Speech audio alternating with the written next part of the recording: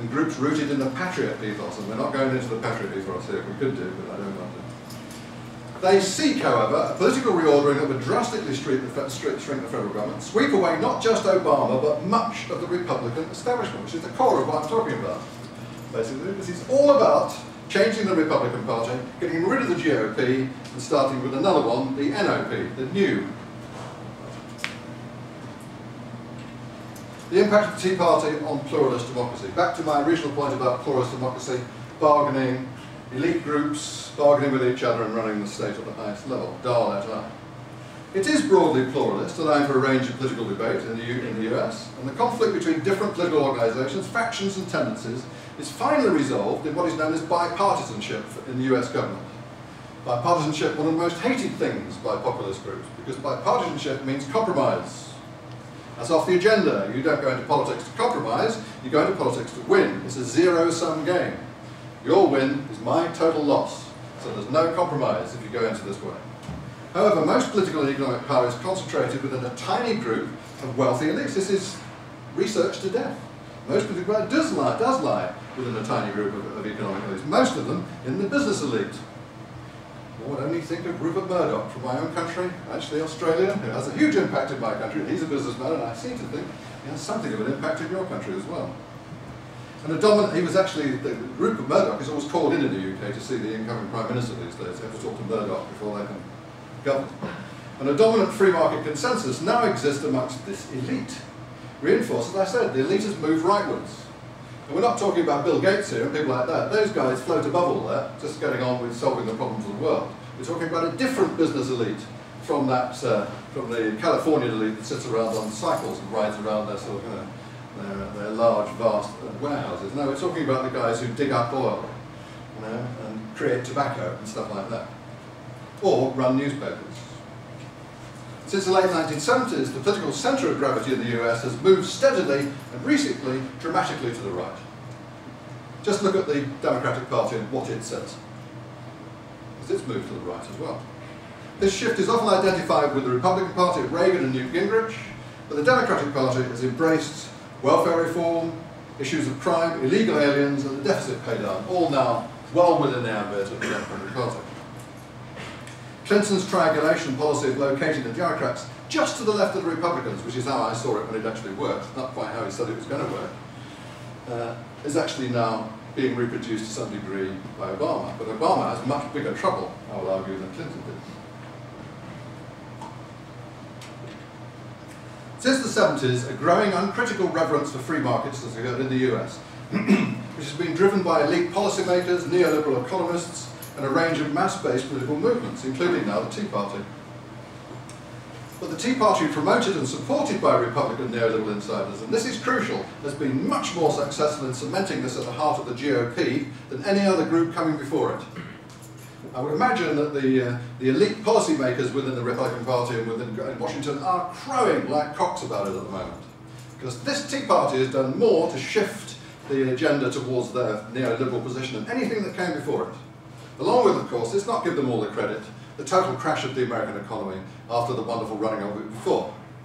Let's not give it all to the Tea Party of that. We have witnessed, and I did it in my own country, I have seen it in my own country too, politicians completely messing it up, leading into, and business, and bankers and businessmen as well, messing up the world economy. That's helped enormously in this move to the right.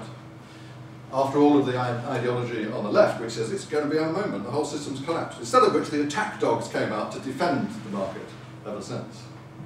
Didn't go the way the Liberals thought it was going to. There are dangers, I would argue, in normalising populism, as began in the Republican Party in particular over Clinton. It's clearly here now.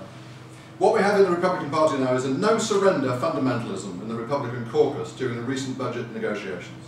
Many of those people were quite willing to tip the whole thing over the edge and let it go, close down the government, because that was, anything less than that was a loss to them.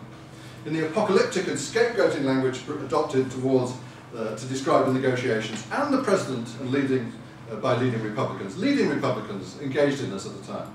In the blurring of the line between official Republican and extreme right discourse. It became very difficult to know whether you were listening to Glenn Beck or a leading Republican at the time. Who said that? What did they say? What did they call Obama? And Obama knows that.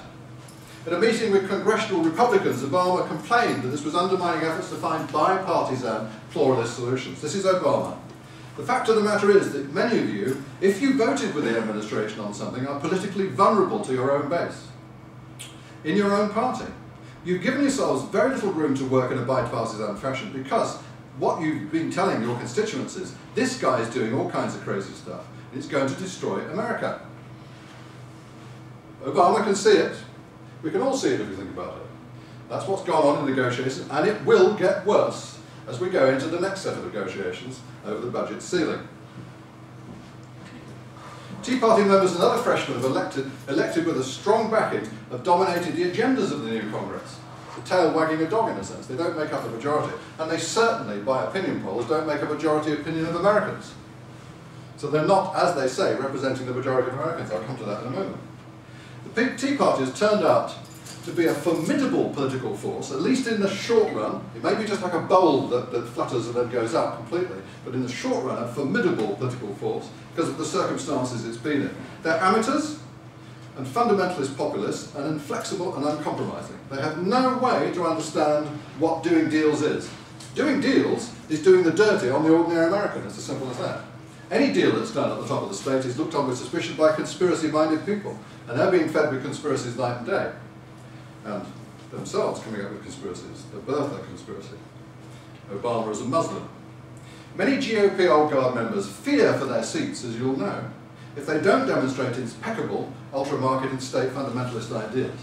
And if they express anything other than that, they're jumped on from within the party from all sides. These folks are conservatives across the board, and they want to win on both social and fiscal issues, but the majority care more about fiscal issues, as has always been the case in Congress. Well, these guys believe more about fiscal issues because that's where they're coming from. That's the part they're actually emerging from as well. Never mind about always in Congress, this is where they've come from. This is the new right. This is the neoliberal part of America. This is not the Christian fundamentalists who will pile in behind this. Some of them also believe this. Despite Tea Party Republicans' claim that they were sent to Washington to cut government spending, a Wall Street Journal NBC poll in mid-October 2010 revealed that most people selected job creation and economic growth over deficit and government spending by a substantial margin as the most important issue in the following month's elections. I should say on that Scott's poll and the others point out that the elections you just passed through, and I'm no expert in this, only half of the Americans vote, and it skews, this half-term election skewed it towards older white voters. So in actual fact, what you just passed through was a skewed election, in which people who didn't represent the majority views of the Americans actually ended up controlling the agenda of how America pays down its debt. That's Scott's poll saying that, not me. Will the GOP be permanently changed? If election success follows, the loose alliance of the Palin Tea Party faction of the GOP with right-wing populist, Christian right and economic libertarians could assist a radicalised GOP, if it got control of government, in further rolling back the social safety net and other progressive gains of the last 75 years. Not the last few years, but the next 75, the last 75. If that were to be the case, then the political economy, and I'm a political economist, the impact of the Tea Party would be enormous, gigantic. If it was the heart of pushing back to before the New Deal, which is what many people wanted, then you're talking a gigantic political economy impact on America, both in relation to the size of the organisation and the ideological location of the Tea Party members. They would have had a huge impact on American politics. That is assuming it permanently changes the GOP. Or is this a time-limited and poor political strategy for the GOP? I think it is a poor political strategy to some degree. This is some Scotch poll et al. They will certainly continue to push national debates towards the right. Extreme rhetoric and refusal to compromise will likely be the order of the day at the GOP in 2011-12. But will all the catering to a distinctly minority help GOP leaders appeal to the general public during policy debates or stimulate Republican presidential contenders to outmaneuver Obama? No, you can see it already. The Republican Party is in some disarray. It doesn't know how to handle its extreme ideas now. It doesn't know how to put them over, and no doubt the people in the focus groups are saying, look guys, most Americans are not Tea Party people. We've got the